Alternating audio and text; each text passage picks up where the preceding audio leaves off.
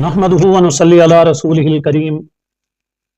اما بعد فاعوذ باللہ من الشیطان الرجیم بسم اللہ الرحمن الرحیم۔ تکمیل مسئلہ صحابہ کرام کی جب عدالت، دیانت، صداقت، شرافت بیان کی جاتی ہے تو ان کے مخالفین کی ایک جماعت، مہان دین کا ایک ٹولہ، معارضین کی ایک گروہ معیار صحابہ کے عنوان سے اس انداز سے چڑھتا ہے، جس کے بعد وہ مختلف قسم کے موقف اختیار کر کے صحابہ کرام میں سے مختلف لوگوں کی مختلف چیزوں کو اچھالتا ہے کہ آپ جس جماعت کے بارے میں یہ کہتے ہیں کہ وہ عادل ہے، ان سے تو گناہ سرزد ہوئے۔ آپ کہتے ہیں جو جماعت دیانت دار ہے، اس جماعت کے بعض افراد تو شراب خوری کے اندر ملوث تھے۔ آپ جس جماعت کی صداقت کی گواہی دیتے ہیں، ان کے بعض اشخاص سے زنا کا صدور ہوا۔ آپ جس جماعت کے کامیابی کا سرٹیفکیٹ کہتے ہیں،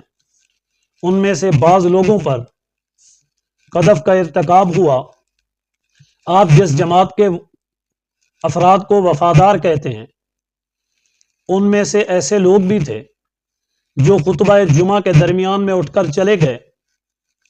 آپ جس جماعت کی گواہی دیتے ہیں، اس جماعت کے بعض افراد غزوات میں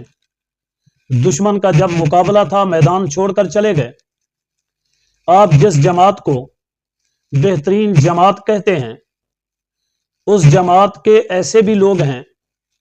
جن سے جہاد میں شرکت سے کوتاہی ہوئی۔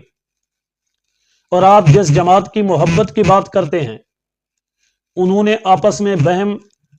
قتال کیا، لڑائی اور جھگڑے کیے، جو شرعاً مذموم ہے۔ اسی طرح کئی خطائیں ہیں جن کی ایک فہرست ہے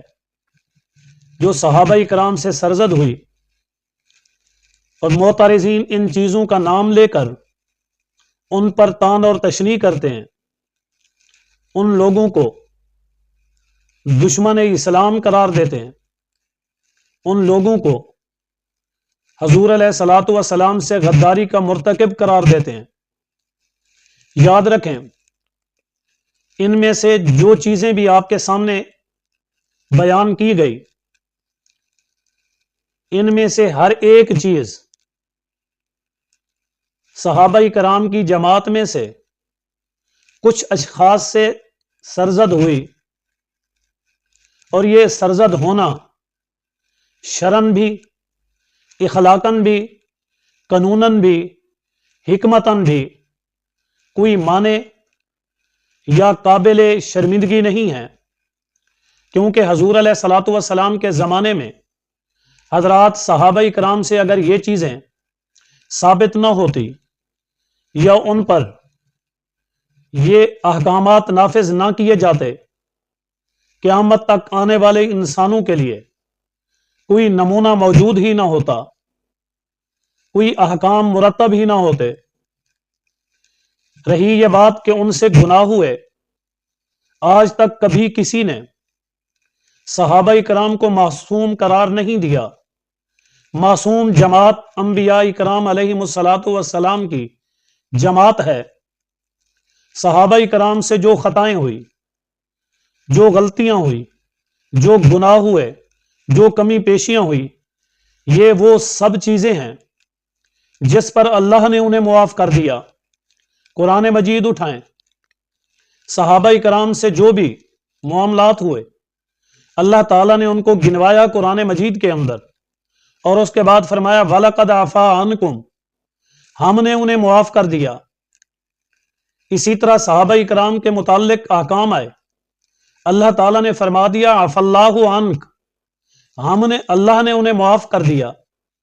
جن چیزوں کو اللہ نے معاف کر دیا، اللہ تعالیٰ نے ان کو رضات کا سرٹیفکیٹ دے دیا،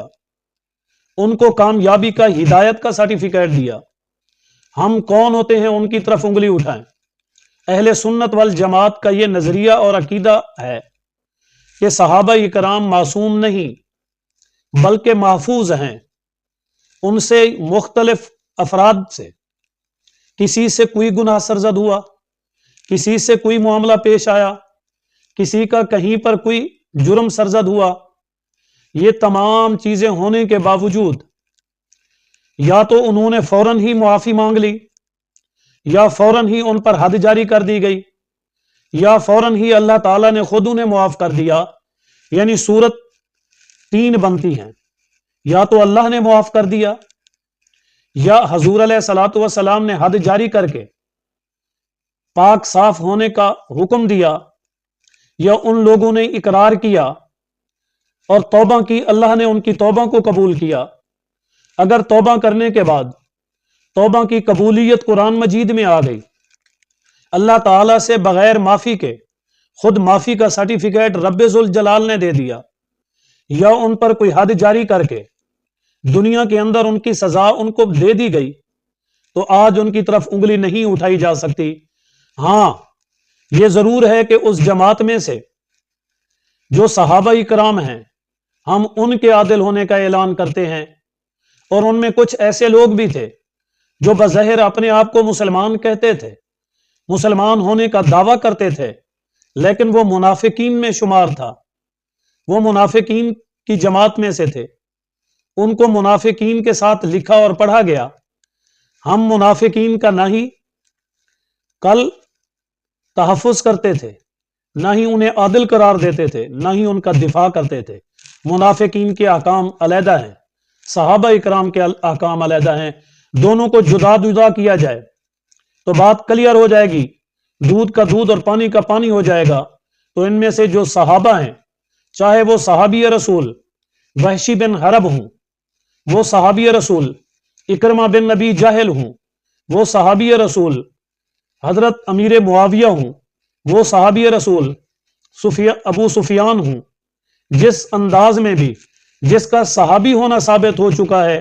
ہم اس کا دفاع بھی کریں گے اور ہم ان کا جواب بھی دیں گے۔ ہاں جو لوگ منافقین میں سے ہیں، نہ ہی ہم ان کا دفاع کرتے ہیں اور نہ ہی ہم ان کا جواب دیتے ہیں۔